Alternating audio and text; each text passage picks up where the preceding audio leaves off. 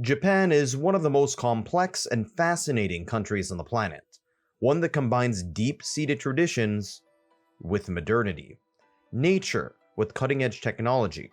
Perhaps no other nation captures the Western imagination like Japan, as a country that is vastly different than the West on so many levels, but just as developed. Japan was once regarded as a potential superpower, however, this has rather faltered. And over the course of this video, we're going to find out why. This incredibly powerful and fascinating country, unfortunately, seems to be on a state of relative decline. A series of islands, located off the coast of the Eurasian landmass, Japan's isolation has played a core element in its identity and history. The fact that it's an island nation means that any power would have to engage in an amphibious attack against a nation, making it very difficult to invade and eventually conquer Japan. Another major factor is Japan's geography is very mountainous, which on one hand is a blessing because it provides protection and defense measures for a country that is already hard to invade, and on top of that it's also really beautiful, as inspired a great deal of art, but despite being pretty, there is a massive downside. Because it's so mountainous, there's very little room for human habitation and agriculture. This can limit food supplies, and it also limits urban development. For this reason, Japanese civilization, starting off with agriculture and then to dense urban cities, resides in small pockets of plains and valleys in between oceans and mountains. The largest plain is that of Kanto, where Tokyo resides, and just so happens to be the capital and largest city, and quite possibly the largest city in the world. However, it oftentimes depends on what you count as a metropolitan area or the city core itself. Other major cities, such as Osaka, are situated on these coastal plains as well. The mountains and islands have surprisingly enough not created a great deal of ethnic differentiation between valley to valley or coastal plain to coastal plain. However, I suppose that the isolation of Japan probably has led to overwhelming homogeneity of these islands nonetheless. Overall, Japan has a temperate climate composed of mountainous forest areas as well as those aforementioned plains. Given the limited amount of flat land, this ended up resulting in a great deal of urban intensification in areas where human habitation did occur. If you've ever been to a Japanese city, you can tell how much taller most of the buildings are than, say, your typical North American or even European city. For this reason, Japan has escaped a great deal of the suburban sprawl and car culture that you find in the Anglosphere countries like the US, Canada, and Australia. This is a good thing because, after all, Japan barely has any fossil fuels to fuel those cars to begin with, and two, we're in the midst of a climate change crisis. The dense population also has made it feasible to build rapid transit between various major cities through mountain ranges and valleys, given the fact that denser populations make it more economically feasible to build high-speed rail. Nonetheless, the fact that Japan's land is very mountainous means that Japan really can't produce that much food. As a result, it imports a great deal of its food, and what food it does produce is heavily subsidized, a common trend you see in other alpine nations like Switzerland. And on top of this conundrum, Japan is also one of the biggest consumers of oil and natural gas, even though they have virtually no carbon resources. Despite its mountainous terrain, it barely has any mineral resources to begin with either. For this reason, Japan has decided to invest in its own people. By investing in its own people, it can develop technology that would revitalize the economy, particularly when it came to automotives and electronics, which you're all very familiar with.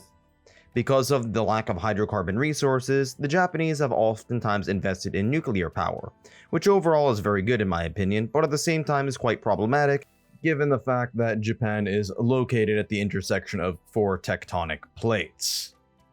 This was most well seen with the Fukushima disaster.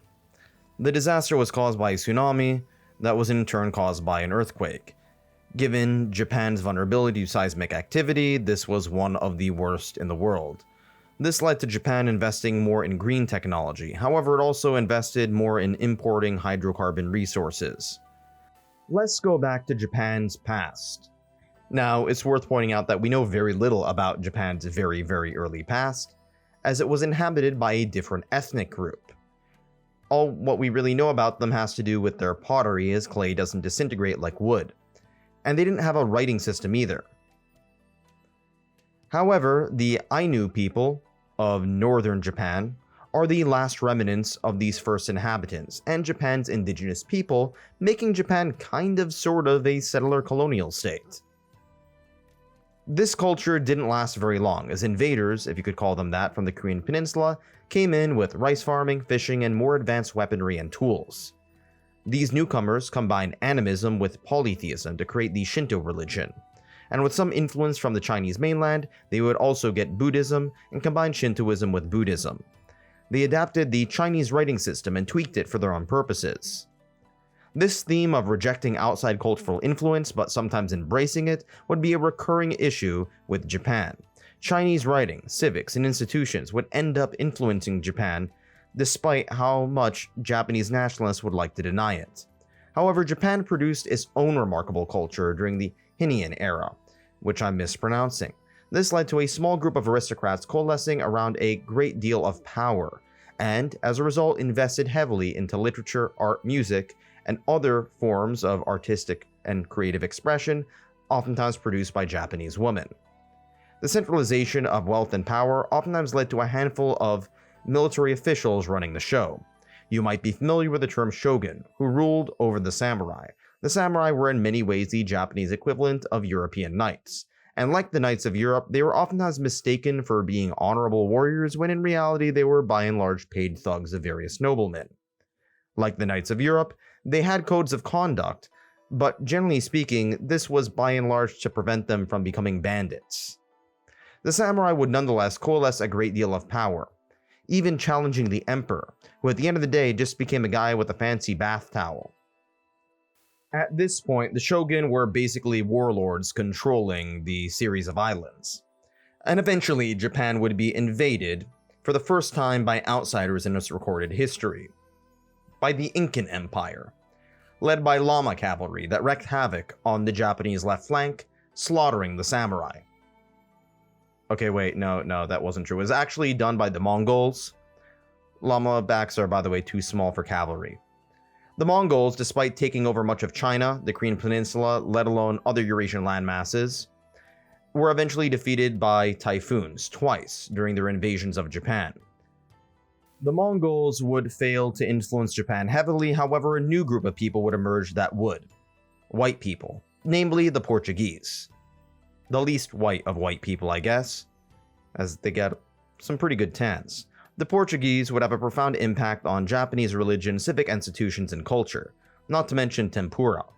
The Portuguese and the Japanese were utterly fascinated by each other, both incredibly powerful advanced nations that were at the same time vastly different.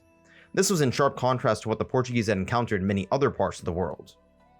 Oh, and I also forgot that the Portuguese, aside from being tempura, also were quite fond of using guns, and it just so happened to be that the Japanese would also be quite fond of using guns for a period of time. Japan would eventually unite under Tokugawa and others. However, the country also became far more isolationist. For a period of time, the only outside contact they had with the rest of the world was one Dutch ship per year. I don't know why, the Dutch just really wanted to sell their salt cheese. Because of this, Japan fell behind as many European nations started to colonize Southeast Asia. On top of that, Matthew Perry, no, not the actor from Friends, but the commander of the US Navy at the time, forced Japan to sign a humiliating treaty, finally ending their era of intense isolation. Japan did a 180, adopting European technology, civic institutions, and other cultural norms that would eventually make them much more powerful than, say, China. Humiliating China during the First Sino-Japanese War, taking over the Korean peninsula, as well as many islands in the Pacific. Japan would team up with various other European powers, Russia and the United States, to crush the Boxer Rebellion in China, utterly humiliating the Middle Kingdom. However, there's no way that Japan could defeat a superior European nation, right? Well, actually, they did. Russia and Japan went to war. The Russian Empire had sailed their European fleet all around the world to Japan, and then got crushed by Japanese forces. Here's a word of advice: don't bring a wooden ship to a steel ship fight. This underscores the general trend with Japan. Japan had learned so much from the West, adopting Western weaponry, military tactics, culture, customs, and institutions, but applying them in their own unique way, and it was remarkably effective. However, this can be done for both good and evil, and we're about to see the latter of the two very soon. First, Japan was an ally of Britain and would join World War I, kicking the Germans out of the Marshall Islands and taking over some of the Pacific territory. There would be an interwar period in which they would invade Manchuria and northern China under BS pretenses. Part of this was because many Japanese nationalists believed themselves to be superior ethnically to Chinese and other groups of people. However, at the same time, there was also material concerns. Remember how I mentioned that Japan barely has any natural resources? Well, they needed some, and they thought they could get some through the use of military force. Japan needed oil, gas, copper, iron, ore, cobalt, and a whole bunch of other materials, which they didn't have access to in their own territories. And I guess you could trade, but I guess you could also invade everyone else instead, take over their land and subjugate their people. After all, Japan was in many ways copying off of the European model, oftentimes in an even more brutal fashion than what Europeans did. Japan used another false flag to invade China itself, resulting in absolutely horrific war crimes. The US responded with an oil embargo, and Japan eventually responded by bombing Pearl Harbor. Japan rapidly expanded across the Pacific, taking over much of Southeast Asia, including the US-owned Philippines, and eventually bombed Australia, before being held back by the Battle of the Coral Sea by American and Australian naval forces. The turning part of the war was the Battle of Midway, in which the American Navy and Air Forces, the Air Force didn't really exist at the time, but you get what I'm saying, eventually defeated Japan, and pushed forward through a campaign of island hopping. The US also eventually overtook Okinawa, and then proceeded to firebomb various Japanese cities, including Tokyo, which left the city ablaze and killed countless civilians. Eventually, the Japanese had to surrender after receiving 2 atomic bombs dropped in Hiroshima and Nagasaki. The dropping of the bombs are still highly controversial to this day. Some criticize it for its colossal death toll, however others argue that the invasion of Japan, which would have been hypothetical, would have resulted in far more American and Japanese people dying, especially given how willing the Japanese were to commit war crimes in the process. The Soviets would eventually occupy North Korea and the Americans would occupy South Korea, leading to, let's just say, a conundrum that still exists to this day.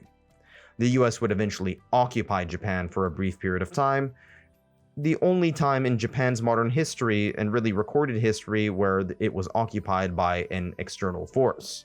The Americans had eventually thrown away some of their anti-Japanese sentiment in order to build up Japan to fight against communism in East Asia, namely after the Communist Revolution in China. As a result of this, Japan became a democracy, a constitutional democracy, but with certain Japanese elements, say a constitutional monarchy. The Japanese constitution also forbids the country from declaring war. After all, it had just been involved in a bit of fascism, and unlike the US Constitution, of which the Japanese Constitution is heavily based on, it did not allow the Japanese to bear arms, given the fact that the Americans didn't want militias walking around with guns. Nonetheless, the Japanese and the Americans became steadfast allies during the Cold War, opposing both the Soviet Union and the People's Republic of China. Part of this was due to ideological concerns, but also it was due to the fact that Japan didn't really settle for peace with the Soviet Union, and to this day, Japan has some island disputes with Russia to the north of the Japanese archipelago. The US forged strong bonds with Japan, allowing Japan to get away with protectionist policies that oftentimes disadvantaged American consumers and industrialists. It also didn't help that many Japanese industrialists were formerly tied to war criminals as well. Nonetheless, the two countries became steadfast allies during the Cold War, and Japan would have an American military base in Okinawa. The US also placed Japan along with South Korea under its nuclear umbrella to protect them from the People's Republic of China and North Korea. When the Soviet Union collapsed, many considered the American-Japanese alliance to be a Cold War relic. However, Bill Clinton reinitiated the alliance, strengthening ties between the two most powerful democracies of the Pacific. By the 1970s, most Westerners had forgotten about the anti-Japanese sentiment and much of what happened during World War II, as Japan became a major economic, technological, and cultural powerhouse, and by the 1990s, American and other Western children absolutely fell in love with Japanese pop culture. Much of this was heavily influenced by Japan becoming the second largest economy on the planet. However, it was eventually surpassed by China, an autocratic nation. But nonetheless, Japan still excels in electronics, automobiles, video games, and, well, waifu pillows. So, ending with neckbeard pseudo-girlfriends, let's move on to the final question. Will Japan become a great power? Well, during the 1970s, many Westerners thought so. After all, it was the second largest economy. It was technologically and culturally advanced. It had one of the strongest militaries, despite its pacifism. Japan had faced an astonishing amount of growth during the post-war era in sharp contrast to China, which had been crushed by Maoism. However, the tables would turn. Surprisingly enough, during the 1990s, Japan experienced the lost decade, as its economic power was declining. Part of this was because Western powers stopped basically tolerating its protectionist policies, but it also was in large part due to a demographic decline. Japan is a rapidly aging country, and today there are more adult diapers being sold than baby diapers. A great deal of this has to do with social isolation, a lack of communal bonding, a lack of, say, organized religion and other institutions that bring people together for better or for worse. It also has a very tough work-life balance and oftentimes does not allow men and women to separate family matters from work matters. Japan is also very homogenous and quite xenophobic, so it can't just bring in a ton of immigrants. As a result of this, you have a demographic crisis, which results in a smaller and smaller portion of working-age people supporting a much larger group of old people. For this reason, Japan has invested a lot in automation to make up for its lack of immigrants. Automation can solve some of the service problems. However, it won't solve a lack of a consumer base. Robots can feed old people mush through a tube, but they cannot buy various flavors of Kit Kat that Japan has to offer. This, if anything, is probably the #1 contributor to Japan's decline on the global stage, not only in relative terms, but in many ways in absolute terms. And while they're not fond of bringing in immigrants, keep in mind that Japan has reversed the course of many of its societal traditions in the past, and perhaps when push comes to shove, they will be forced to bring in immigrants. This, after all, is an incredibly dynamic country that has pushed boundaries and surpassed a tremendous amount of challenges. Another recurring issue is that of Japan's geopolitical rivals, namely China. China has surpassed much of what the West thought it would do. Once a backwater, it is now on par to be the largest economy in the world, only second to the United States and beating Japan. It also holds strong ties to some of Japan's enemies like North Korea, which are not particularly powerful but do hold a great deal of military might. This will strengthen the US-Japanese alliance. However, the US policy in the Asia-Pacific region, unlike that of Europe, is bilateral, not multilateral. For example, South Korea and the Philippines both hold a great deal of anti-Japanese sentiment, and despite being American allies, they oftentimes prefer China to Japan due to Japan's inability, or more accurately lack of interest, in apologizing for said World War II war crimes. This is in sharp contrast to American foreign policy in Europe, which is multilateral, in which nearly all the countries in Western Europe, and more recently Eastern Europe, get along with each other. Part of the reason for this difference is that the Japanese have been, let's just say, less apologetic than the Germans for the war crimes committed during World War II, and oftentimes the threat posed by Russia in Europe seems to be far more pressing than the threat posed by China to many East Asian nations. Despite Japan's pacifism, Japan has notably a very powerful military. The military is well-funded, well-equipped, well-trained, and very technologically advanced, and if push comes to shove, they are a formidable force. If you don't think that the Chinese are afraid, you're kidding yourself. While many Westerners may smirk at Japan's declining power, it's also worth noting that if anything, Japan might be a bellwether for our future. Many of the problems that are seen in Japan today are ones that we are already seeing trends of in the West. An over-reliance on technology, a declining birth rate, more isolation, an interest in protectionism and nativism. However, nonetheless, Japan and the West have both shown incredible degrees of flexibility, and an ability to look at problems that exist in the world, in their own country, adapt and change for the better. Sure, it might be laughable to look at some of the predictions of the 1970s and say that they were wrong. Japan is clearly on at least a relative decline compared to what they were describing.